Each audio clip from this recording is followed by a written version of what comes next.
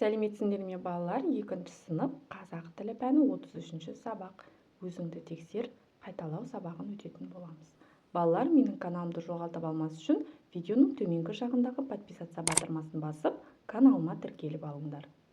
Балалар, бірінші жаттығуға қараймыз. Өлеңді оқы және оның не туралы екенін айтып бер. Дамысын деп қазағым, бұрам көптің назарын, компьютерге сан түрлі бағдарлама жазамын.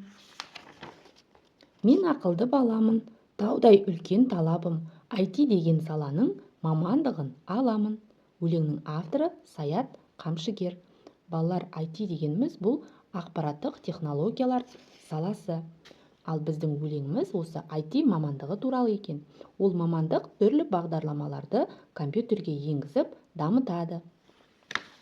Келесі тапсырма: қазағым, талабым сөздеріндегі қосымшаны алып тастап жаз, не байқадың дейді.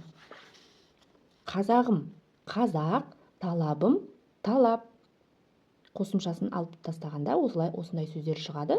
Сөз соңындағы қ, п дыбысынан кейін дауысты ы дыбысы келгендіктен қ дыбысы ғ-ға, ал п дыбысы б-ға айналған екен. Екінші жаттығу: көп нүктенің орнына н, ң әріптерінің тиістісін қойып, көшіріп жаз дейді.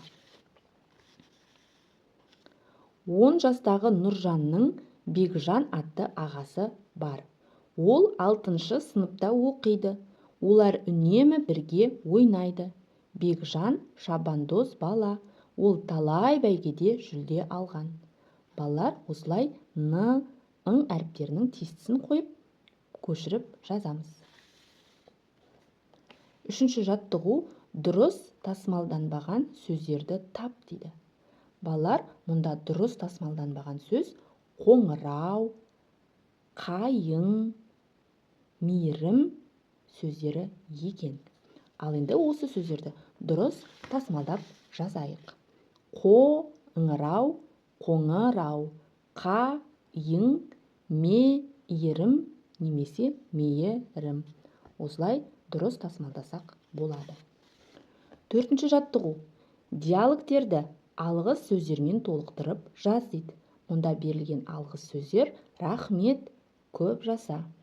Ал енді диалогты толықтырып жазайық. Ата, мына орынға отырыңыз. Рахмет қарағым.